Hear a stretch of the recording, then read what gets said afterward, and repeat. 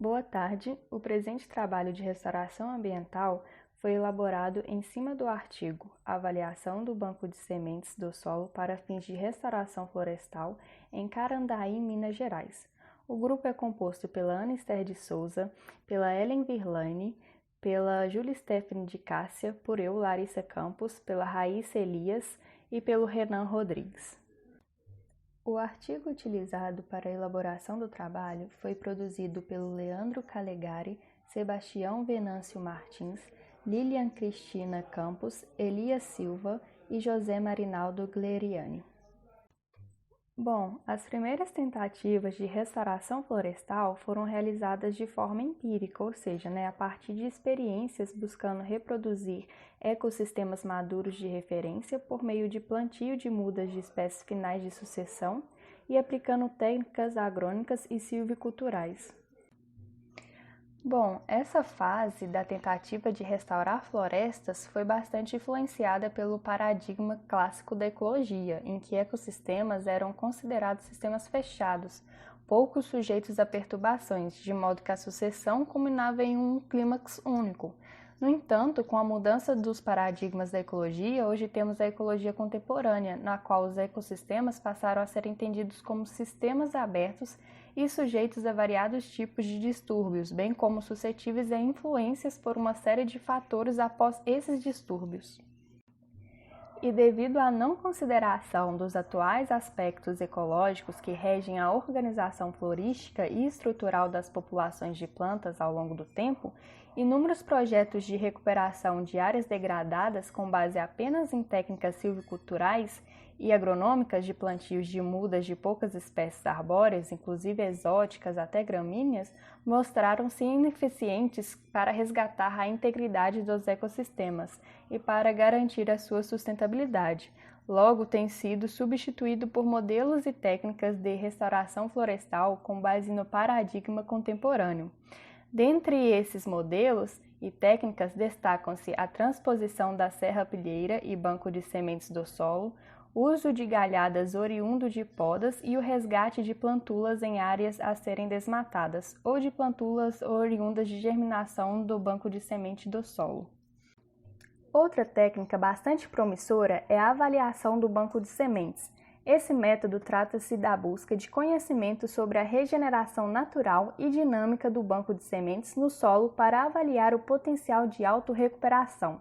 O banco de sementes representa um dos componentes mais importantes no processo de regeneração florestal em áreas degradadas. Por isso, sua caracterização, que inclui riqueza e abundância de espécies, é extremamente importante para a definição de metodologias diferenciadas de restauração. Através da avaliação do banco de sementes das diferentes situações, é possível identificar casos em que, por exemplo, apenas o isolamento dos fatores de degradação garantiria a regeneração florestal. Já em situações contrárias, áreas onde o banco de sementes não se apresenta promissor, deve haver outras intervenções complementares, como a prática de enriquecimento e reintrodução de espécies através de sementes e mudas. Assim, esse método apresenta grande importância, não apenas devido à possibilidade de conservação da diversidade genética, mas também em virtude de fatores econômicos, podendo tornar o processo de revegetação mais barato e eficiente em alguns casos. Há também a dificuldade de obtenção de mudas da maioria das espécies nativas em viveiros florestais, tanto pela dificuldade de coleta de suas sementes quanto pela falta de tecnologia para sua produção, que ainda é bastante alta. Dessa forma, essa técnica também favorece a recuperação de ecossistemas pela restauração com alta diversidade. O banco de sementes do solo é um estoque de sementes dormentes, mas potencialmente capazes de germinar e substituir plantas adultas anuais ou perenes, que desaparecem por causa natural, ou não, pode ser por doenças, distúrbios ou consumo por animais.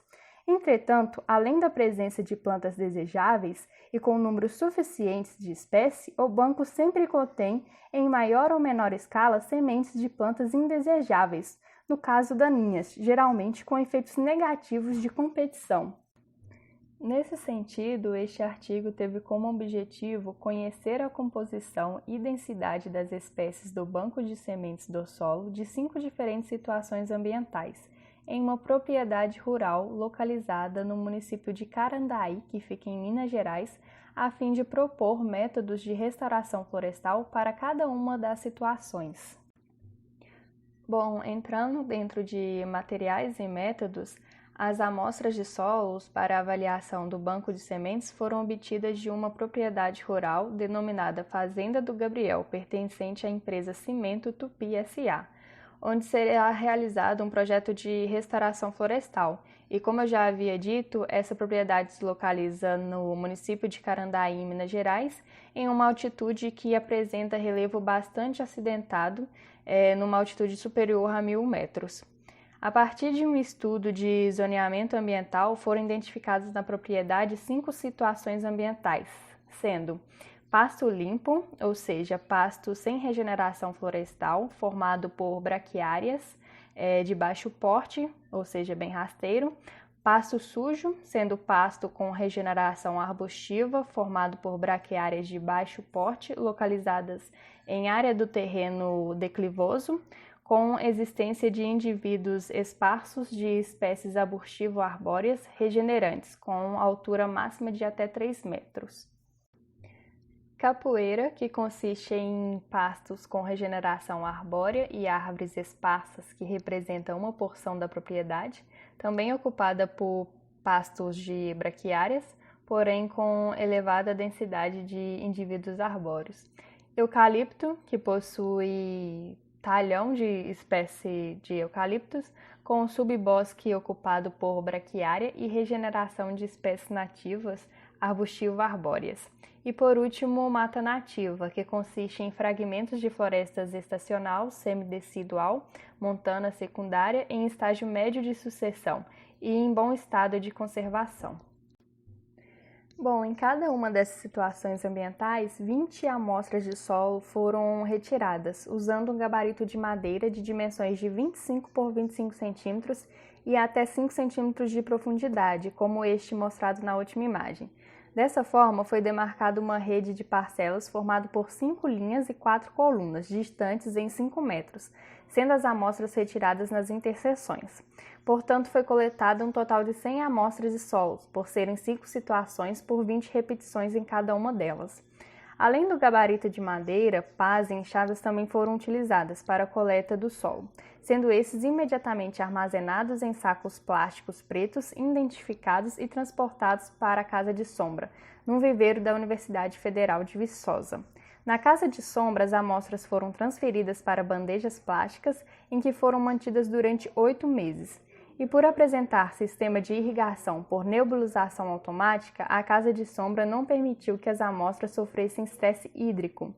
E sendo coberta por uma tela de sombrite de malha fina de 1 milímetro, impediu que as bandejas fossem contaminadas por propágulos. As plântulas emergentes foram contadas semanalmente, identificadas e retiradas imediatamente após seu registro. Elas são caracterizadas quanto à sua forma de vida, que pode ser erva, arbusto ou árvore. As espécies arbóreas, devido à sua importância ecológica para a restauração florestal, foram classificadas em função à sua síndrome de dispersão e à classe sucessional. Considerando-se cada situação ambiental, pasto limpo, pasto sujo, capoeira, eucalipto e mata nativa como um tratamento e cada amostra de solo como uma repetição, foram conferidas as preposições de normalidade e homocedasticidade. E, quando possível, a análise foi realizada através da análise da variância, teste F, e a comparação de médias pelo teste T de Tukey.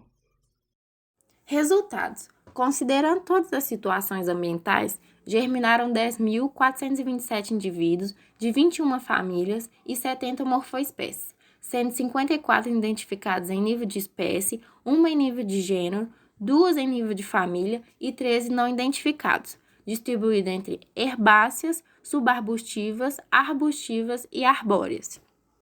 No pasto limpo, houve predomínio de indivíduos herbáceos, com os indivíduos das espécies apresentados no slide, perfazendo quase 50% da totalidade. Situação semelhante foi observada no pasto sujo, com predomínio de herbáceas, sendo que Scoparadutes e Leonotines petifolia perfizeram praticamente 60% do total de indivíduos germinados. A situação capoeira também apresentou-se dominada por ervas, sendo que as espécies apresentadas no slide perfizeram 65% do total de indivíduos germinados. Também dominado por espécies herbáceas, a situação eucalipto apresentou 73% dos indivíduos pertencentes às espécies apresentadas no slide. A situação mata nativa destacou-se por apresentar a maior quantidade de espécies arbóreas, incluindo espécies secundárias tardias, apesar do predomínio de indivíduos herbáceos. Discussão. A presença de espécies não identificadas no presente estudo aconteceu devido ao fato de serem herbáceas e subarbustivas, grupo normalmente de difícil identificação e, por isso, alguns estudos nem as incluem na avaliação do banco. Além disso, a maior parte dos indivíduos não identificados corresponderam a espécies que germinam com um reduzido número, o que dificulta ainda mais a identificação. Estudos sobre banco de sementes realizados em Minas Gerais apresentam o número de famílias e de espécies divergentes. Essa divergência se deve à diferença de metodologias, que se deve à ausência de padronização para a amostragem de banco de sementes. Também se deve à grande influência dos fatores como o histórico de ocupação, exploração, proximidade de fontes de propágulos, uso atual e localização. Essas mesmas variáveis também influenciam a germinação nas diferentes situações ambientais. O menor pastoreio do gado na situação pasto sujo provavelmente foi responsável pela maior germinação de braquiária superior inclusive ao pasto limpo, uma vez que colabora para que os indivíduos adultos de braquiária consigam florescer e dispersar sementes. Já na situação pasto limpo, o pastoreio mantém a braquiária sempre baixa, não favorecendo a produção de sementes, motivo pela qual apresenta diferença estatística significativa em relação ao pasto sujo. Na situação mata nativa, por sua vez, a presença do dossel fechado da floresta dificulta a entrada das sementes de braquiária via dispersão, e a sombra impede a germinação e o estabelecimento de indivíduos a partir de sementes que eventualmente consigam atingir o solo. Com o avanço da sucessão, há uma redução na densidade de sementes herbáceas e um aumento na densidade de sementes arbustivas e arbóreas. Das espécies arbóreas que germinaram predominantemente na situação mata nativa foram descritas que Rapaneia ferrugina, Sapum glanduláteo e Trema micatra, todas bastante atrativas para a avifauna, sendo assim são espécies com síndrome de dispersão zoocórica. Carpotroque brasiliensis e Cupania vernalis tratam-se de espécies arbóreas com frutos comestíveis e muito apreciados por animais silvestres, apresentando assim síndrome de dispersão zoocóricas. Croton urucurana apresenta frutos de abertura espontânea, ou seja, deiscência explosiva, sendo classificada como autocórica. Luea glandiflora apresenta fruto de abertura espontânea e liberação de sementes aladas, sendo então dispersa pelo vento, classificada como anemocórica. Conclusão. As situações ambientais identificadas apresentaram diferentes expressões de regeneração natural. A situação ambiental pasto sujo foi a que apresentou maior número de indivíduos herbáceos regenerantes, o que a torna mais problemática para fins de restauração. A braquiária gramínea, reconhecidamente agressiva e que pode inibir a regeneração de espécies arbóreas, germinou em todas as situações ambientais avaliadas, indicando que essa deve ser manejada cuidadosamente para o êxito de projeto de restauração. Diante dos resultados do estudo, a restauração florestal não pode estar baseada somente no banco de sementes disponível no solo. Dessa forma, são indicadas as seguintes técnicas de restauração florestal para cada situação ambiental. No pasto limpo, é recomendado o plantio em área total, com coramento das mudas, utilizando-se alta diversidade de espécies arbóreas nativas regionais, combinando-se espécies pioneiras sombreadoras de copa ampla e não pioneiras. Instalação de poleiros artificiais de bambu, no sentido de cortar toda a área até atingir remanescentes florestais do entorno, para facilitar o deslocamento e pouso da avifauna desses fragmentos para a área de pasto, visando a favorecer a dispersão de sementes de espécies arbustivas arbóreas. Na mata nativa, apenas isolamento de possíveis fatores de degradação e implantação de corredor florestal para conectar a área estudada e os demais remanescentes florestais da propriedade. Para o pasto sujo, capoeira e eucalipto, é recomendado o adensamento e enriquecimento com plantio de mudas e semeadura direta de espécies arbóreas não pioneiras. Para todas as situações ambientais, recomenda-se ainda o isolamento de possíveis fatores de degradação. Esse é o nosso trabalho. Muito obrigada a todos.